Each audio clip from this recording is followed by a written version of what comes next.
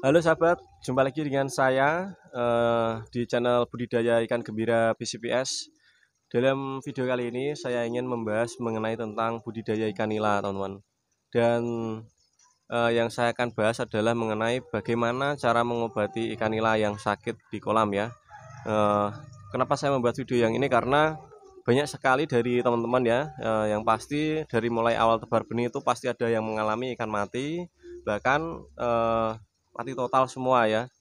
Jadi saya ikut prihatin teman-teman. Jadi saya ingin membantu buat teman-teman yang baru belajar ya. Silahkan simak video ini dari awal sampai akhir supaya teman-teman paham apa yang saya sampaikan pada teman-teman ya. Oke, kita kembali ke topik teman-teman ya. Sebenarnya apa sih penyebab dari kematian pada ikan nila dan bagaimana cara mengobatinya? Pasti pertanyaannya teman-teman itu seperti itu ya. Jadi begini teman ya, sebelum kita mengenal apa penyebab dari kematian ikan nila sendiri, biasanya itu ada penyebabnya ya. Biasanya penyebabnya kalau teman-teman awal tebar benih itu bisa jadi ya itu bukan kesalahan dari dari teman-teman saat perawatan, bukan kesalahan dari teman-teman apa ya, mungkin 50% itu bibit saat teman-teman beli bibit ya ini ya.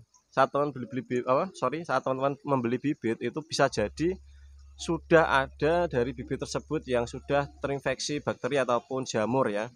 Jadi saat teman-teman tebar di kolam itu hanya meneruskan saja. Dalam artian bibit tersebut itu akan saling apa ya bersenggolan ataupun saling menebarkan penyakit ya. Jadi penyakit tersebut akan semakin parah ya teman ya.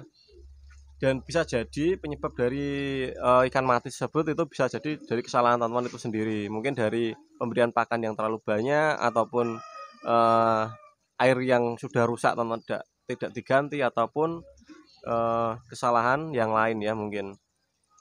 Jadi saya akan bahas dari mulai penyebab dan juga cara mengatasinya ya.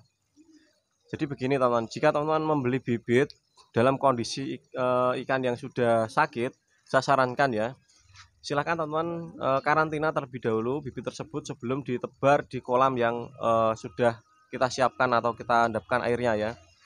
Cara karantinanya itu gimana? Cara karantinanya itu kita cukup siapkan kolam kosong ya, mungkin dengan diameter yang lebih kecil ya nggak masalah ya.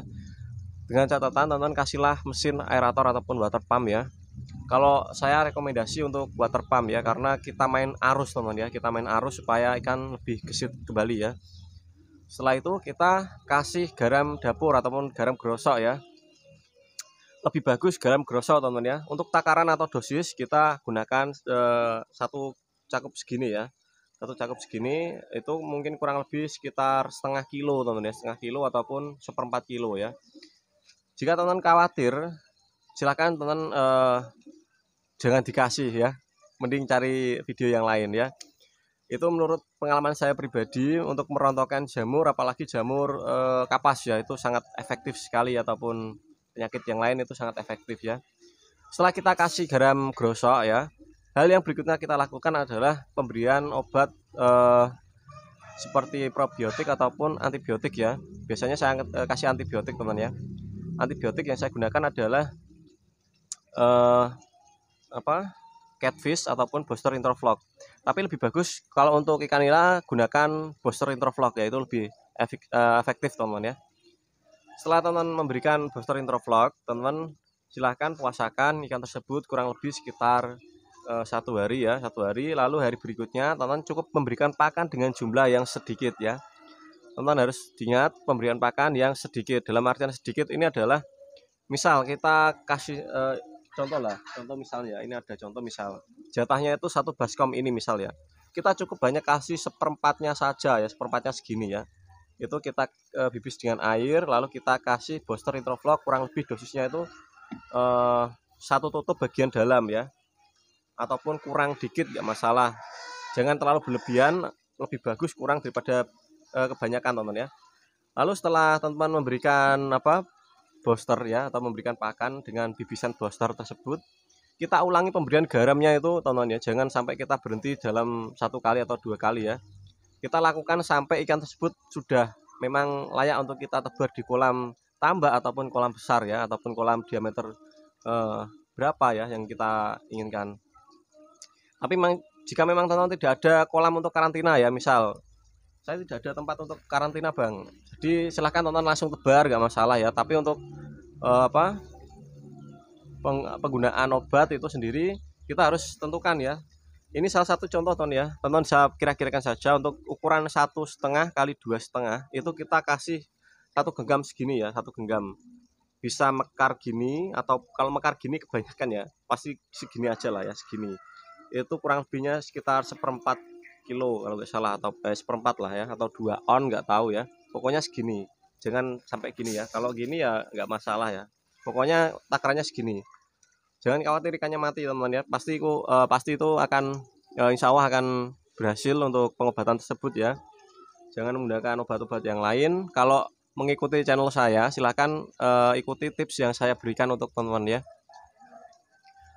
Dan lalu biasanya teman-teman mengeluh itu setelah tebar benih, setelah 1 minggu kemudian biasanya ya, ini ada yang terjadi kasus ikan sehat dalam waktu 1 minggu, tapi 1 minggu berikutnya ikan pada sakit.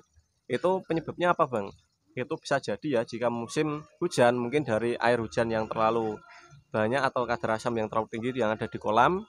Kalaupun terlalu panas, mungkin saja ya perubahan suhu ataupun suhu yang ada di kolam itu sangat tinggi, ataupun oksigen yang tidak tersuplai, ataupun kekurangan oksigen ikan nila tersebut teman ya.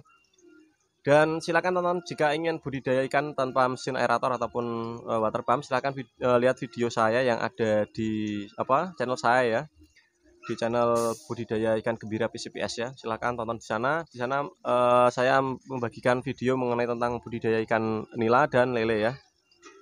Dan yang berikutnya, setelah ikan sudah sehat teman-teman ya, teman-teman silakan memberikan pakan dengan porsi yang yang sudah seharusnya ya. Jika memang porsinya 1 kilo ya, kita kasih 1 kilo ya. Tapi dengan catatan teman ya, untuk pemberian pakan lebih bagus kita kasih kurang daripada kita memberikan kebanyakan ya. Itu tips dari saya supaya ikan tersebut itu tidak terkena bom amonia ya. Biasanya bom amonia itu terjadi karena kita memberikan pakan terlalu banyak. Teman-teman tidak paham kalau pakan tersebut itu tidak termakan semua ya, tapi dia mengendap di dasar. Setelah mengendap di dasar itu bisa mengakibatkan penyakit ya. Biasanya terjadi jamur kapas, mungkin dari jamur insang, bisa dari monas dan lain-lain ya, mungkin menjadi penyebab penyakit-penyakit untuk ikan nila tersebut ya. Dan lagi teman-teman ya, untuk tips dari saya juga, jika teman-teman membeli bibit ya silahkan cek benar-benar secara detail ya, mungkin bibit tersebut itu memang sehat ataupun ada yang sakit atau gimana. Kalau memang ada yang sakit, kita pending dulu, kita cari yang memang bibit yang sehat. Jangan sampai teman-teman karena tergesa-gesa ataupun terburu karena ingin tebar sekarang, teman-teman akan mendapatkan kesulitan yang terlalu dalam ya. Jadi itu saja yang mungkin saya ingin bagikan buat teman-teman mengenai bagaimana cara mengobati ikan nila yang sakit ya. Jika ada video saya yang mungkin tidak berkenan di hati teman-teman ataupun kesalahan kata dari saya mohon maaf buat teman-teman ya. Dan video ini saya akhiri dengan kata Assalamualaikum warahmatullahi wabarakatuh. Salam petani ikan Nusantara, salam jos ya.